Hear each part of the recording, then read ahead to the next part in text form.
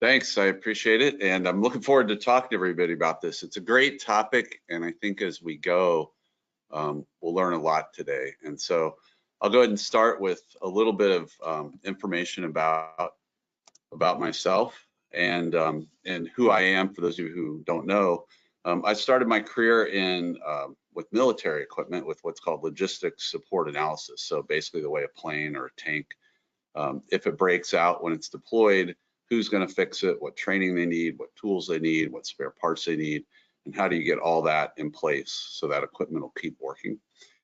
From there, the last 10 years, I've been involved in industrial equipment distribution, best practice groups, training in terms of best practices and what's involved. In between, I was involved with companies that dealt with equipment data and machine software, embedded software inside the machines. So a background of full circle here and what we've done. And that's something that has helped give a perspective that I think will be valuable today, because there's a lot of data in here and what's involved with that data. So first, I want to start with the genesis of analytics to action and where it came from. It's a combination of several things that have led to this. First is Machinery Advisors Consortium, and George Russell created a good to great flywheel that I'll go over today, and it goes over a little bit of information about this. The other is the AED Leadership Development Institute, and for those of you who aren't familiar with it, it's an excellent year-long program that trains managers, and there's some elements there that Bill Mays came up with.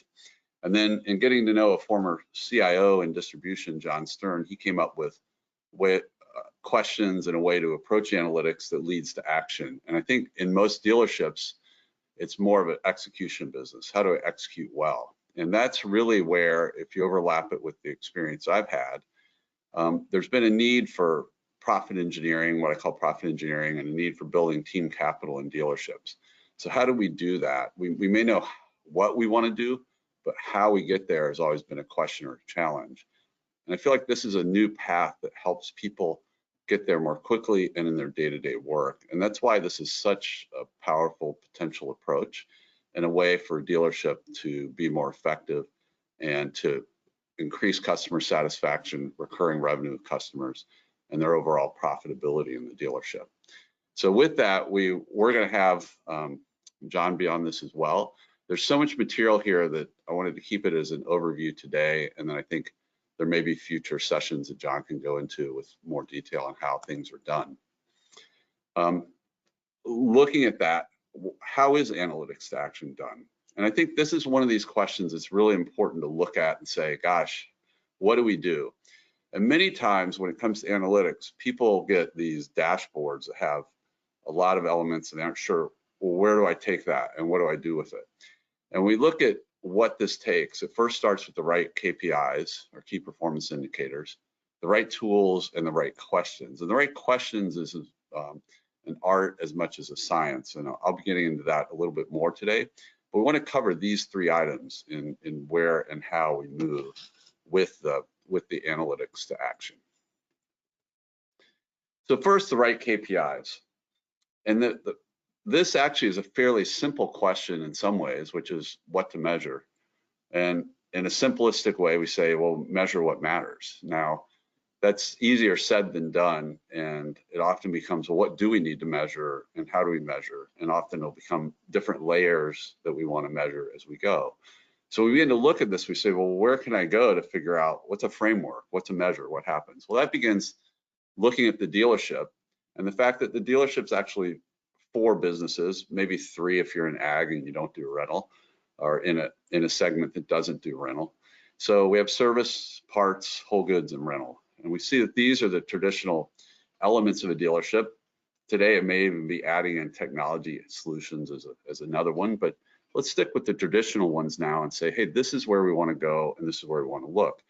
Within each one of these, there are different principles or different elements that lead to the profitability you want, that lead to customer satisfaction. In parts, it may be the fill rate. In service, it's did you get there quickly and fix it the first time? In whole goods, it's do I have the inventory that I want? Was I able to get a good value on my trade-in, at least from the customer perspective? From the dealer perspective, it's did I pay a good amount for that trade-in or not? where am I going? On all of these in a dealership, the gross profit generated becomes one of the critical elements. And so what do we want to create and do there? So as we break it down, we see it's not just one dealership, but immediately goes into 4 parts. Where do we want to go with those? Fortunately, we have a model that can help with this. And that's the good to great flywheel that George Russell created with Machinery Advisors Consortium. And while the flywheel has 5 strokes or spokes, moving from the upper right, marketing all segments, leveraging the new to use cascade, managing to benchmarks and creating capital to grow, building a culture of performance and balance the business sell solutions. The ones that we focus on when we talk about analytics to action is the managing to benchmarks and building a culture of performance. And this becomes the area that we want to focus on with this and how we turn these 2 spokes. They go together in this model of analytics to action. They aren't separate. Because if you don't have a culture of performance, you won't react to the benchmarks and what's there.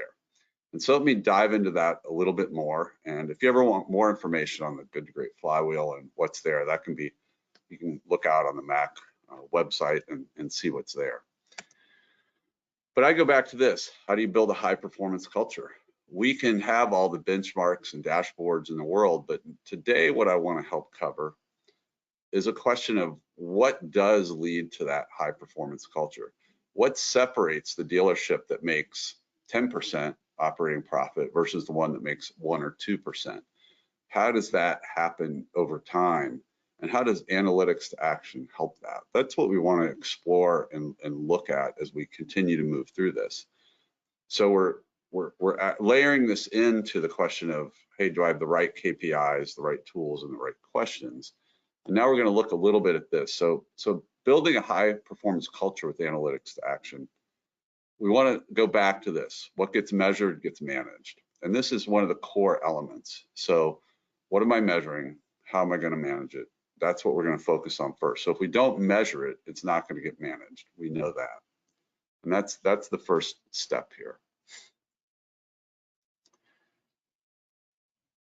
That in its way becomes the heart and the art of analytics, is what are we going to do when we get these items and when we measure them.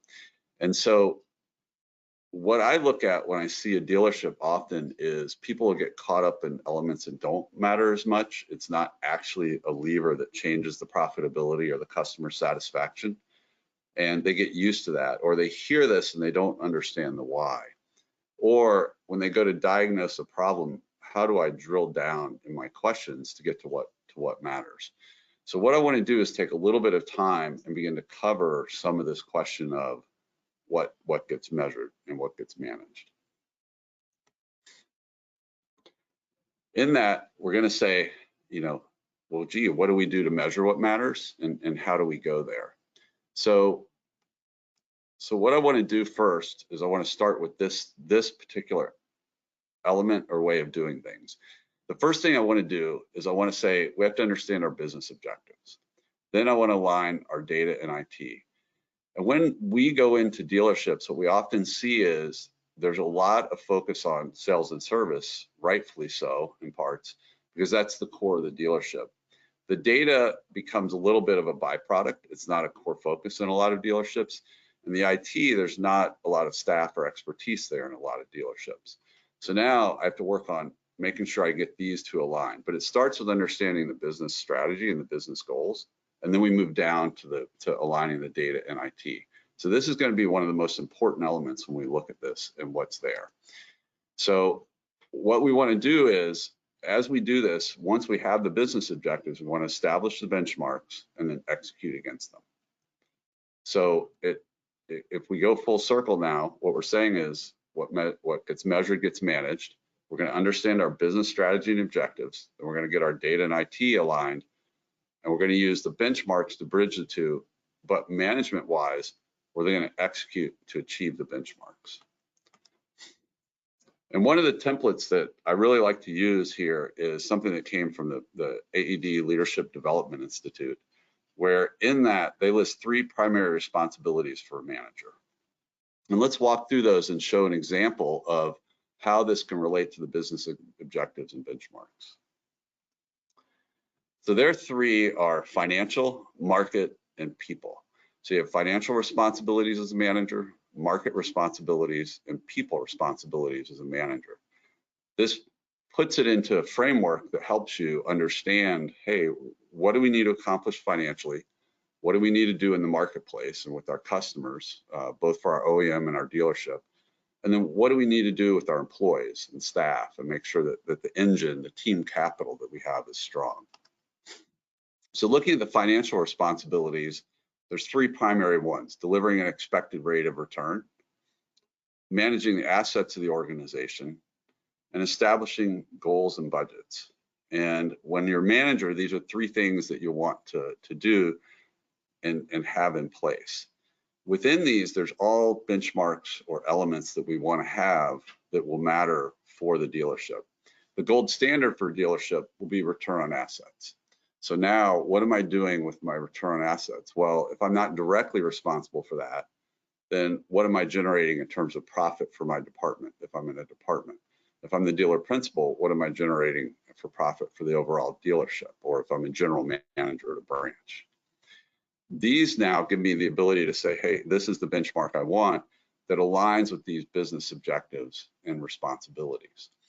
And in that, we can then say, what are we doing on the assets? And again, asset management is very critical, particularly when the cycle turns from going up to going down. And that's where a lot of dealerships get into trouble. So do I have an appropriate level of assets? Do I have too many aged assets? What are my aged assets? Do I have a benchmark that I'm executing against? These are ones that we want to set up. And here at Exemplary Group and through MAC, we have all these benchmarks established, and they're ones that you probably already have in your dealership and want to get there. And so what we're going to do today is make sure that we have these identified financially and that we can get those in place. The market responsibilities for a manager at a high level are to understand the opportunities that exist in the area or territory that we cover. I want to establish and grow my position. So if I'm in a customer, I want to get more business with them. If I'm not, I want to get in there and get more new customers. Finally, I want to grow customer satisfaction in the customer base. So how do I do that? And again, when we go to benchmarks, if we look at market share, we know it takes participation and close rate to get there. So are we getting participation on the opportunities we want or not? Are we tracking that? Do we have a benchmark there? With customer satisfaction, are we getting the customer satisfaction we want? What's happening there? And do we measure that? And are we responding the way we want? When I go to people responsibilities, or the third one, there's three primary responsibilities here, right? Providing a clean, safe, productive, really and fun, enjoyable work environment. Having the appropriate staff for current and future operations, really attracting the talent that we want. And then training and retaining top performers with a path for growth. And what we see is, in this one now, we get into how do we know that people are performing? Where are they performing? Where are they not? And typically that'll tie into some of the other elements that we have, and how are they performing financially or in the market compared to everybody else? Is there a lot of staff turnover or not? That's one of the things we want to watch and see. Or does a manager have virtually no turnover and people that want to work with them year after year? So these are, again, elements that we can establish benchmarks for that we want to have in place. Certainly safety is one that I think every dealership pays a lot of attention to, and one where, again, do we have the benchmarks and the elements to show that we have the safe, productive environment that we want?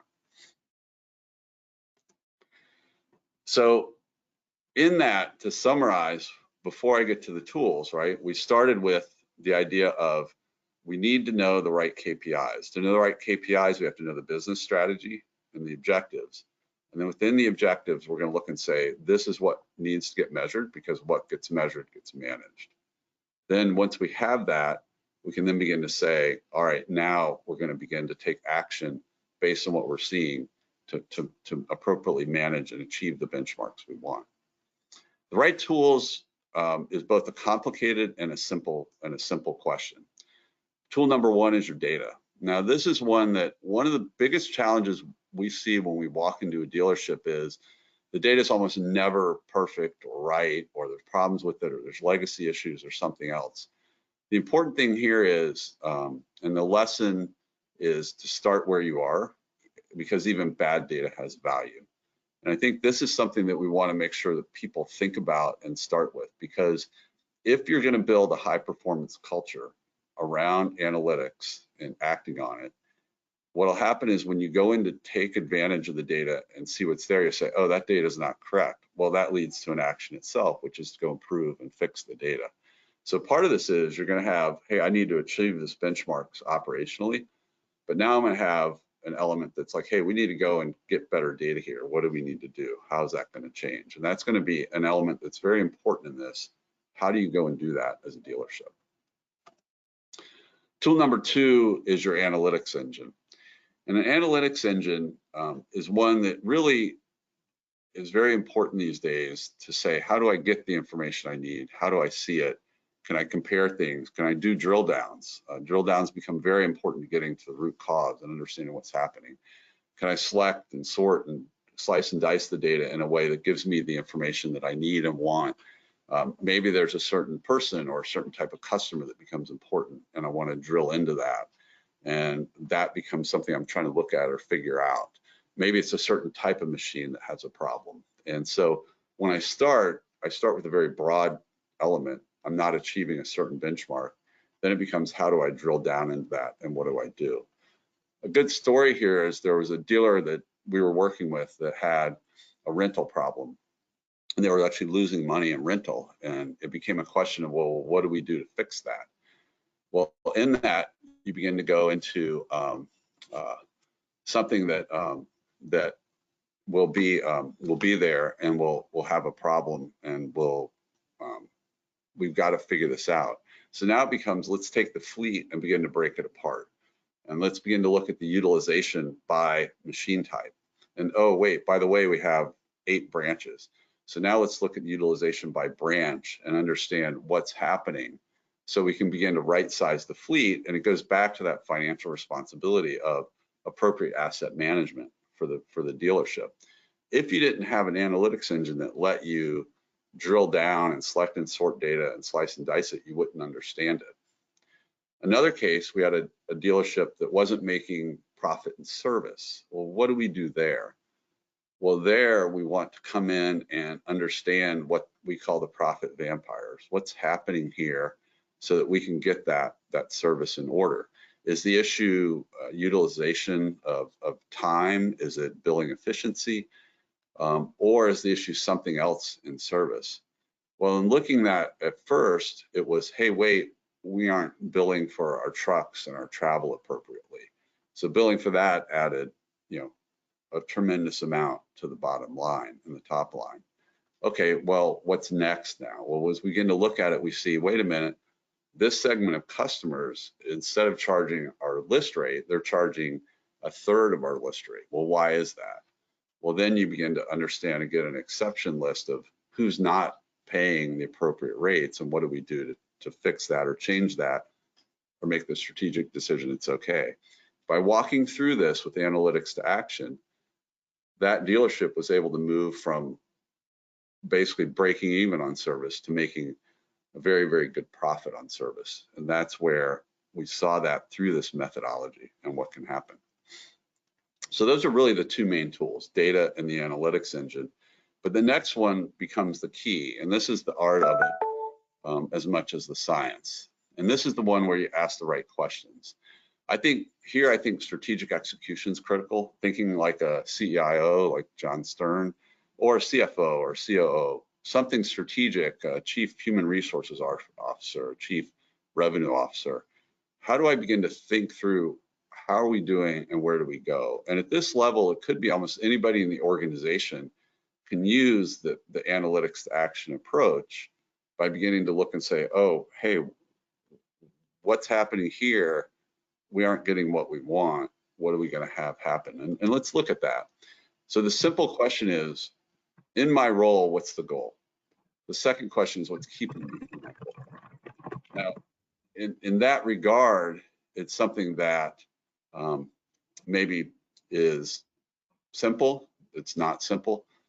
But what we want to do is look at this exception approach of what's keeping me from my goal, and then begin to go and take action to solve that. If you think of it, it's a lot like the speedometer in your car.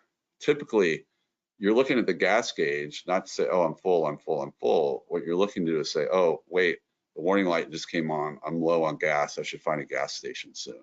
Or I see a new speed limit sign and I glance down. Am I going too fast or am I okay? Where's my speed? Or more importantly, I see a police officer and then I glance down again and say, what am I gonna do? That's the way we want to use analytics to action. If you think of it that way as a dashboard, the most effective way, in our opinion, is that you use it for this exception. So what's keeping me from my goal? Let me act. And you want to be careful not to have a culture that's a problem culture and a grind culture, and everybody's always, oh God, I've got to solve this. But it is part of a high performance culture. What's keeping me from the high performance I want, and how do I fix it? And often it becomes chipping away, one thing at a time, and another thing, and another thing. And that's the culture that we would like to see the dealerships that we work with have, and what we believe separates the top performing dealerships from the ones that aren't top performing. Now with that, I want to clarify that the key in this, when I talk about what's blocking us, let me go back a minute. So what's keeping me from my goal? The analytic KPIs, the things that I'm getting hung up on, are the key. So now I want to begin to identify that in a way that I can look at it and say, that's the problem, and now I'm going to drive an action. So as a manager, one of the areas that we also focus on is what we call, the hard conversations or the crucial conversations. So do you have a connected team where you're able to have those hard conversations and say, gosh, here's this problem, we need to go fix it, and people take responsibility and want to go fix it. They don't come up with excuses or say it's not my job or put it off. They go in, dive in, tackle it, and get it done. That's the analytics action that we want to see, and this is the core of it right here, is when we get to this point now. It's not just the fact that I see it and now I understand the problem. It's that I can deal with the people side and I can communicate the problem. People feel motivated and willing because of the culture to go take action and do that. And sometimes it may be some difficult conversations about it. In the example I gave of the service company that went from break even to high profit, once they found all the problems with the contracts, well, it turned out it was their largest customers that had the contract problem. And so they were at a position where, wait, that customer drives a big part of our market share number. Well, yeah, we're losing money every time we send a tech out there, and techs are so hard to find. How can we do that? So now it becomes a question of, it goes all the way up to the dealer principal to say, what are we going to do here? How do we handle this? Well, if you think of it as the overall value the dealership is providing that customer, is the customer happy?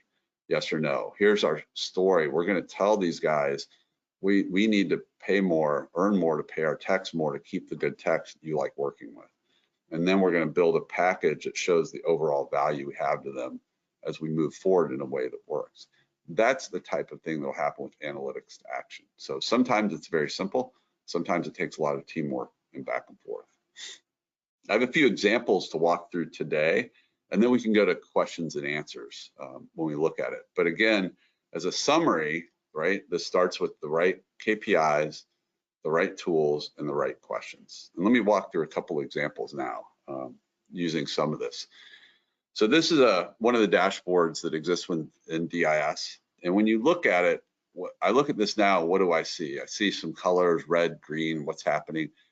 In this, my sales versus budget is, I'm doing very well. That's the kind of year I think we all like to have. I may also look at that and say, gosh, if I glance down at counterparts, we're definitely doing well there. I may, if I'm over parts, I may say, gosh, or the general manager, I may say, well, let me make sure we're doing okay with our parts inventory. So now I could go and glance in at my parts inventory. So by going in and doing it this way, I'm now able to come in and say, oh, hey, look, here's where we're okay on parts, here's where we're not. And what I want to do is begin to say, hey, do I have all the information I need or not? And in this case, I see, hey, I have some elements where I have no bin location. I need to go fix those and solve those because that could cause problems.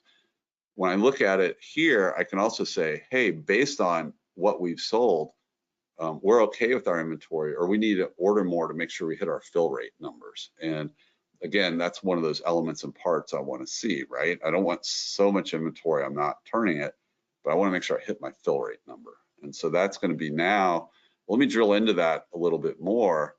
And now I can begin to say, hey, what do I have as aged parts? Am I doing okay? And when I look at that, I see, okay, hey, we have, you know, 1.5 million in aged parts.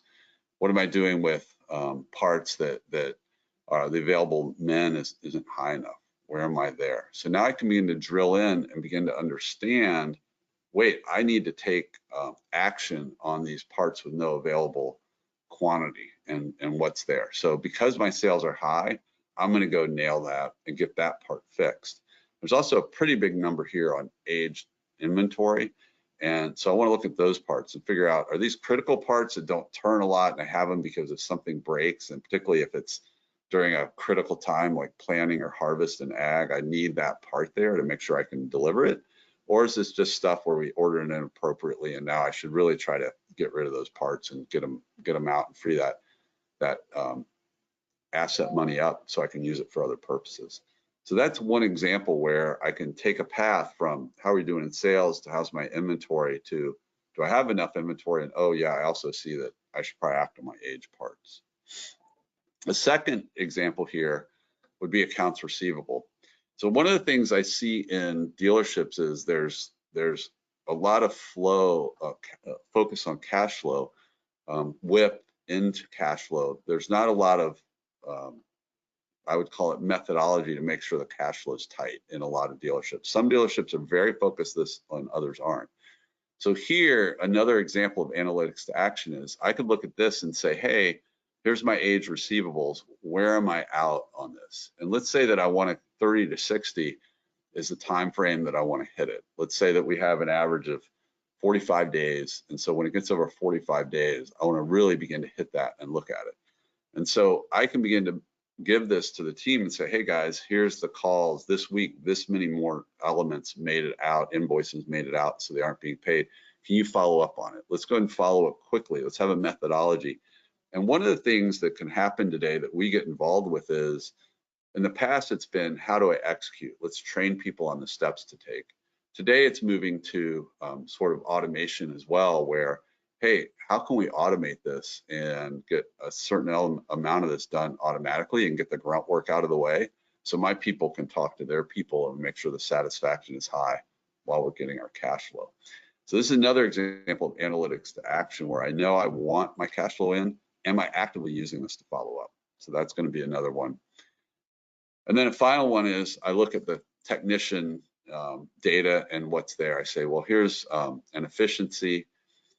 Here's the recovery, my effective labor rate. What do I want to do? And when I look down at technicians, I can see here that there's a few that aren't where we want them to be. So what do we need to do to get that up in what we're doing and what's happening?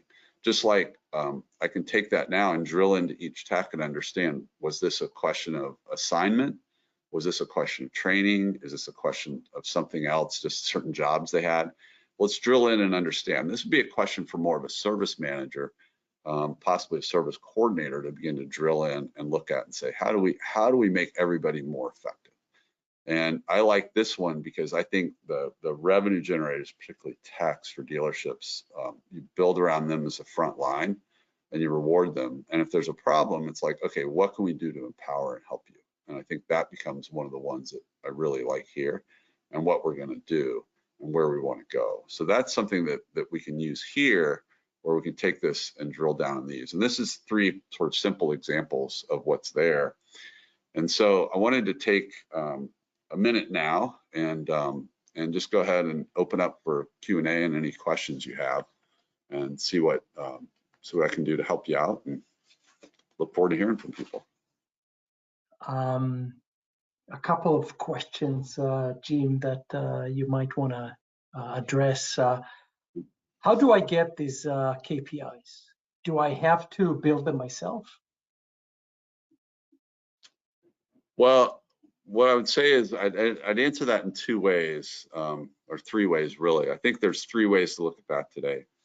There'll be KPIs in the dealership now. Some of those are ones that have been around for a long time, and you can use those. Sometimes you can go to an organization like Exemplary Group, Machinery Advisors, AED, and they'll have these defined. And other times the dealer management system like DIS will have the KPIs already defined in them to help simplify. Again, the key I would say is get it narrowed down to the ones that matter.